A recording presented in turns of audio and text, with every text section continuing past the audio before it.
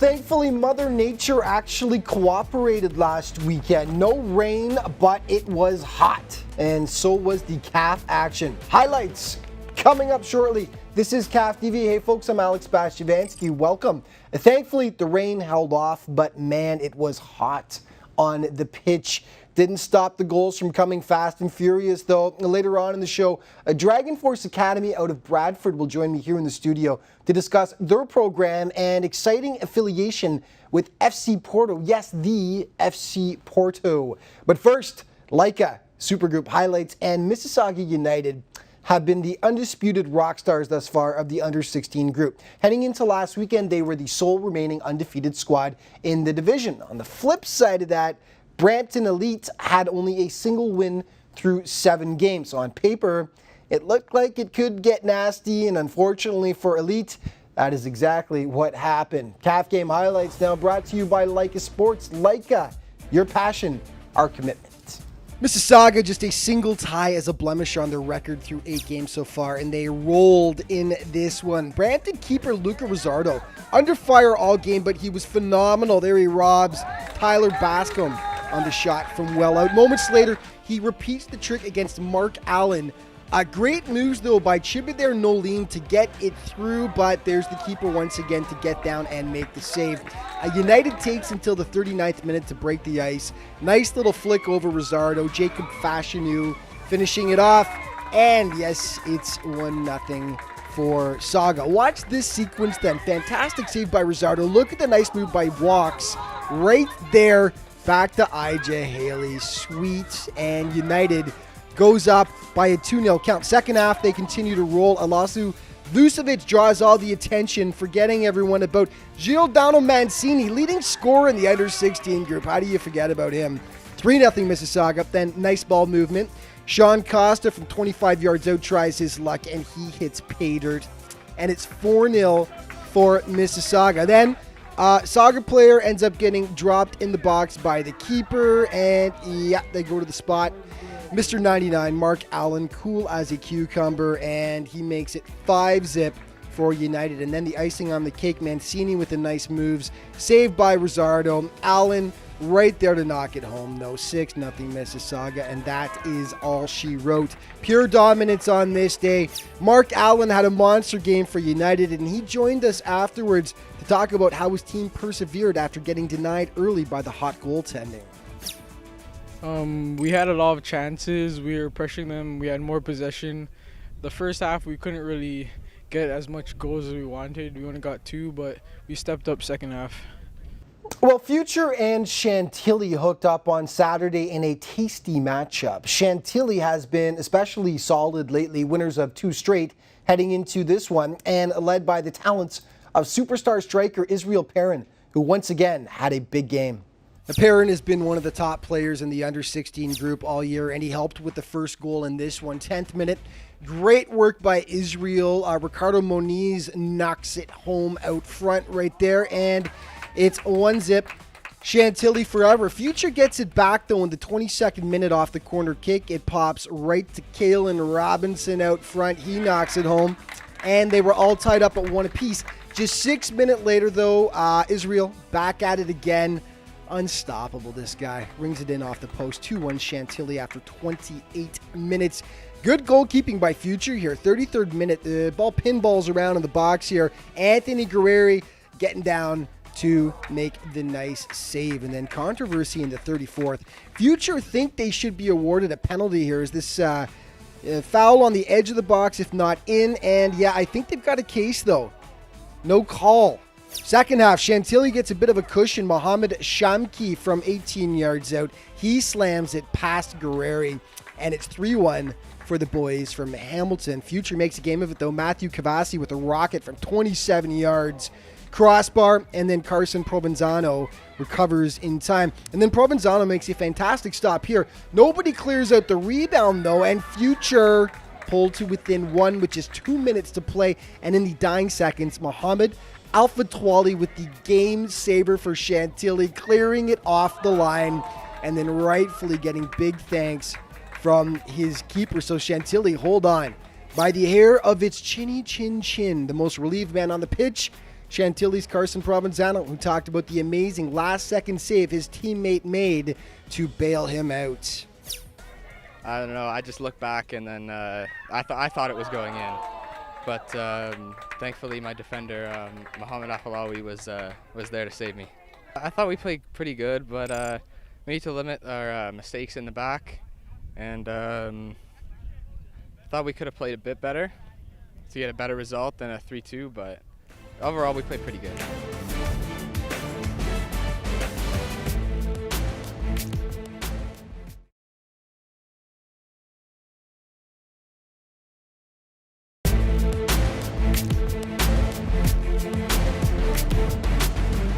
Welcome back to CAF TV. On to the under 14 group now. And you know when you wait for something and the buildup is excruciating, you're looking so forward to it, and it doesn't quite unfold as expected? That was kind of the case last weekend with ADP and Epic. All season we've been waiting for the matchup between the under 14's top two squads. Unfortunately, Epic has had a bit of roster turnover the last couple of weeks, so it wasn't quite the clash of the Titans we were expecting. As mentioned, Epic have had some recent additions and subtractions to its roster, so that took a little luster off this contest. ADP hitting early and often, 6th minute. Gurjit Singh crosses for Anthony Chiapetta, and it goes. And it's 1-0 for the Whites early on, and they nearly add to it as Matthew Radavoisa with the free kick from 20 yards out, but just wide of the goalpost. But Chiapetta comes up with one of the goals of the week soon after, as he picks his spot past Cuba Grant. Nice little floater up, over, and in. 2-0 for the ADP boys. And then Epic misses a golden chance here as it's Ahmed Zaghloul threading it to Michael Periskaropoulos, but he bobbles it, just can't put it home. And that's a tough miss. Epic hits the score sheet soon after, though. Zaghloul, nice cross for Kai Garvey, and he's not going to miss this one as he roofs it. And Epic right back in it, down 2-1, but then some confusion here as it sounds like the whistle goes, so everyone just stops, but then, the whistle didn't go, so they continue on, and yeah, confusion, ouch. Golden chance for Epic. Second half, ADP continue to press. Free kick from 28 yards out. Ryan Sturdy denied by Grant, though. ADP just relentless. 52nd minute now. Elias Goritsas on the break, and he chips it past Grant, and the boys in white get their 2-goal cushion back. And then 2 minutes later, it's the tiny assassin Cheyenne Amrani turning on the Jets. He slams it past Grant. 4-1 ADP after 54 minutes of play, and they nearly make it 5 a few minutes later as Grant bobbles the shot off the corner kick. Epic manages to clear it out, but the damage was already done. Get this, ADP now has won 6 of 7 games with just 1 tie. They've scored 38 goals over those games while conceding just 2. Dominance, thy name is ADP. Well, don't look now, but Chantilly is starting to roll in the under 14 group. After a disappointing start to the season that saw them drop their first 5 games, the boys from Hamilton have rebounded nicely with 2 straight W's, and they continued their hot play against Toronto International on Saturday. Toronto International just 1 win in 7 games heading into this one, and it wasn't looking good for them early on as the ball ping-pongs in the box here. Jordan Baker skies it home past the keeper, and Chantilly, they have the 1-0 early lead. This game could have been a lot worse for TO, except Alex Sherivan was on his game. He makes the nice stop here on Hunter Oakley. And then on the blast from well out on the rebound here, he gets down again for the stop, and the ball slides just wide of the post. 12th minute, Chantilly forever. Sherivan has to be on his toes to make the stop off the corner kick. And then one more time for good measure here, this time on Ian Norton, all alone on the breakaway. Great stop, though, by Alex. Good goalkeeping there. Nothing he can do about this one, though, as his defense just lets him down. As you see the little miscue out front here, Anthony Scaduto slams it home. And Chantilly forever going up by a 2-0 count. Second half, the Hamilton boys just keep on coming. Norton with plenty of time and space here as he picks his spot past the charging Sherivan. And Chantilly firmly in control of this one with a 3-0 lead, and one more great save from Sherivan, though we thought we should throw in there. Great effort by Oakley to slice and dice his way through the defense, but look at that stop. Great goalkeeping, but 3-zip Chantilly ends up being your final. The Reds have now won 2 straight after dropping their first 5, and they're looking to make a run up the standings. Okay, back to the under-16s we go, and it was DFC taking on ADP on Saturday. All Dragon Force in this one. Just the 5th minute of play. Great ball through here for Nicholas Special. In it goes, and it's 1-0 for DFC Porto, and it was a constant onslaught. Just 2 minutes later, almost a repeat of the first goal here, but this time Special slides it just wide of the far goal post. Special was just that in the first half. He could have had a few goals, but Lex Hancock's comes up with the nice stop here to deny him. ADP with a good chance themselves here, as you'll see. Cameron Hall playing a little bit of give and go. He takes the return feed, but check out the defensive effort here by Mateus Forte. Great job to get back and prevent a goal. DFC would add 3 in the second half to make it a 4-0 final. So Dragon Force looking good, and they'll join me in the studio in just a moment when we get back from break to discuss. Stick around.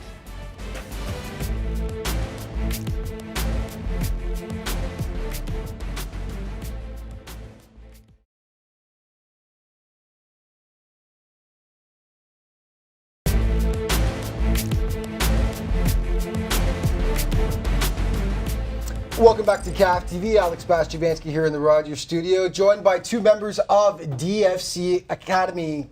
Do we say DFC Porto now? Dragon Force. Dragon Force, Porto, Toronto, Bradford. There's all kinds of names here, but either way, it's a great academy. I'm joined by Alessandro Procaccini, the star goaltender from the under-16 team, and Luis Andres, the academy director. Guys, welcome to the studio. Thank you. A lot happening with the academy. Since we had you on last year, we're going to get to the developments in a second here, but let's talk about, first of all, the under-16 squad. Big win on the weekend, 4-0. How do you feel the team's played so far this year? You guys have looked pretty good. Yeah, we've had our ups and downs, our off games, but I feel like most of the goals that we concede are just mistakes given by us. So we've been playing pretty well, especially being influenced by Jose, the Portuguese style of play that they bring over from Porto. So.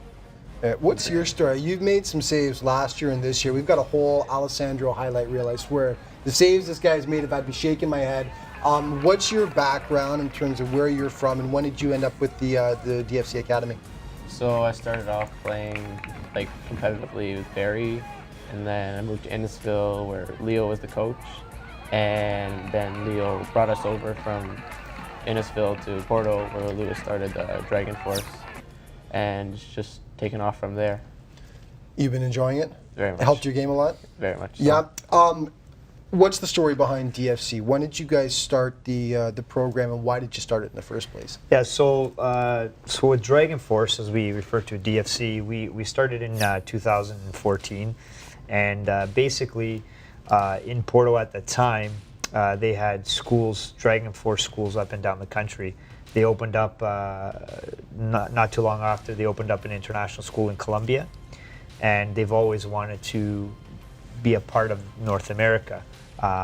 And so they believed, from my experiences, I lived in Porto for 2 years. I was there, and they thought that I would be the right person and suit the right profile to open one up in an area in North America. So we decided Bradford would be the right location due to the number of supporters that live, Portuguese and the ethnicity that's in Bradford.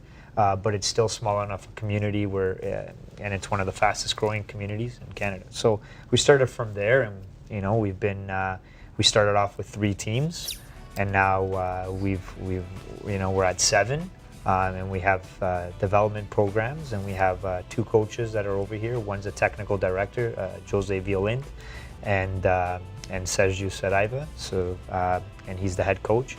And yeah, they've ever since then they've been here and implementing the methodology and the Porto way of playing. What age groups are we talking about in the program that it runs from? What we have our programs called Little Dragons, and that starts at 4, and that allows children that are passionate about the game, if they want to play 1 to 3 days a week. It's not as competitive. And then we have our U8 program that we start, and our U8 program is pretty much those that are diehard, that want to play competitively, and that parents are supportive. So we start from 4, and then we have our U16 supergroup program. So from 4 to U16 right now, and it's looking good. And you guys are the first Porto affiliation in all of North America. Is that correct? Yeah. So there are various Porto clubs, supporter clubs that have teams, but what we find is very unique, and what I love about this project is the fact that we are the first in North America with coaches from Porto. Who've actually come over, yeah. Who come over, and we have the club who's very supportive over there, everything that we do, and they're part of every experience. So you're the man in net, so you get to see how everything lays out in front of you, being the goalie, of course. So from what you've seen from when the coaches first came in last year, because you were part of the program, until now, what kind of changes have you seen from your team in the way they play? Well, I've seen like they really move the ball a lot better, like very smoothly, and they don't just kick the ball up. You got to rush. They take it easy. They find open man. They find the best option to play. Yeah, you've had a chance to train him for a couple of years and see him for a couple of years. Yeah. What do you think about his game? What has he brought to the field, and how has he progressed over the years, Alessandro? he sees the game very well.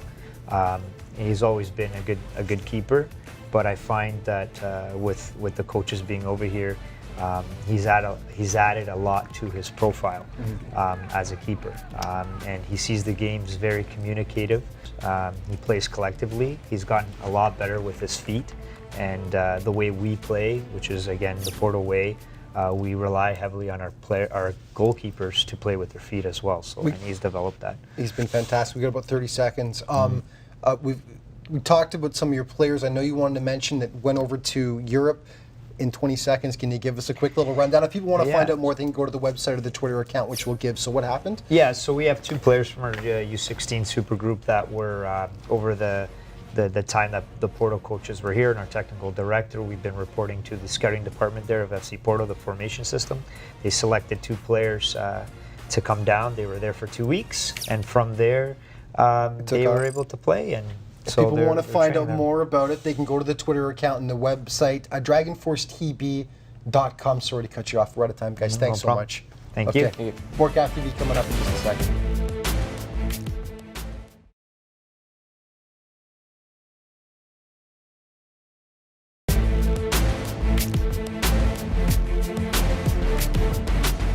Welcome back to CAF TV. To the open group we go now, and BSC was one squad in desperate need of a bounce-back game. The week previous, Supernova destroyed the Burlington boys 10-0, the worst blowout by far in the open group this year. Now, BSC was shorthanded for that game and knew they were capable of far more, as they proved against Brampton City on Saturday. Yeah, it's amazing how quickly things change. BSC went from 0 to hero in this game. 11th minute, Brandon Wellington takes advantage of the Brampton defensive lapse here, literally just strolls right in and taps it past Gariel Kent. 1-0 for Burlington, and then 5 minutes later, Romario McKnight catches Kent completely flat-footed with the one-timer, blasts it home. BSC looking like a whole different team. They lead 2-0. Brampton tries to claw back here. Free kick by Jorge Kolochko, easily handled though by the BSC keeper. And then Wellington, the former Niagara Purple Eagle superstar, absolutely shreds the Brampton defense here. Goal of the week, methinks. Gorgeous. And BSC go up by the treble. It's 3-0. And this right here would have been one of the best goals of the year so far. If he had got it to go. Amazing skills by Wellington as he just toys with the defender. Ultimately just can't put it home though. In the second half, Brampton makes a game of it as their guy ends up going down like a sack of bricks in the box here. And yeah, maybe a little bit of a weak call, but regardless, he goes to the spot. Penalty kick, number 7, not listed on the game sheet, but he makes it 3-1. For BSC. Burlington tries to get that 3-goal cushion back. Brampton keeper standing tall to make the save though. And number 7, I wish you were on the game sheet because you scored 2 goals, had a great game, and we have no clue who you are, but there's the second anyway. And Brampton was pumped. They were feeling it now, down just by 1. Then the miss of the year maybe, and it'll put a smile on your face though. Stephen Craig, oops. But watch the keeper here. Hey, gives him a nice little consoling. Classic, worth a little chuckle. BSC would get one more before it was all said and done, though, as it's Sam Nawabi taking the nice feed here. He scores. Well done, BSC. And as mentioned, these guys really needed a good bounce-back game. Afterwards, Alexander Losic talked about how it felt to snap that awful losing streak they've been on. I thought the boys played well. We moved the ball consistently. A couple turnovers, cost us sloppy goals, but all in all, boys gave a good effort today. We came through 4-2. Hope we can take this to the next game. This Friday we play Toronto, Croatia. Hopefully we can take it to them with another victory. Good job, boys. Okay, let's take a look at the league table, starting with the under-14s. ADP with a 3-point bulge now over Epic with that win. London Elite in 3rd place, followed by Breeze Chantilly. Brampton Elite and Toronto International. Okay, we head to the under-16s. Mississauga United with a good lead over Epic there, a 7-point bulge, followed by Chantilly. DFC Pace Future, ADP, and Brampton Elite, which is the single win on the year so far. And to the open group we go. Croatia in 1st place, followed by Supernova. Look at Atomic making a bit of a run now with 11 points, followed by Epic, Brampton City, and BSC with 2 wins on the year now. And 6 points. And before we go, let's take a look at the CAF countdown. The top 5 plays from the last week. Number 5, ADP's Anthony Chiappetta had a huge game against Epic. Beautiful little floater there that goes top shelf. Number 4, dying seconds of Future Chantilly. Mohammed Alpha Twali with the game saver off the line. That preserved the win for Chantilly. Number 3, Brampton's Luca Rizzardo was under fire all game against Mississauga, made some massive stops, and that was the best of the bunch. Number 2, Rizzardo makes another huge stop here, but watch afterwards as Dante walks, whoops, flicks it back to IJ Haley. That's a beautiful goal for United. And number 1, BSC's Brandon Wellington, absolutely shredding basically half of Brampton City as he goes through the team en route to the sweet goal. Nicely done, Brandon, and that is our CAF play of the week. And that is it for this week. Just remember, though, to keep up on all things with the league, CAFsoccer.com is the website, at CAF_football on Twitter, and Canadian Academy of Football on Facebook. Thanks so much for tuning in, folks. We'll see you next week.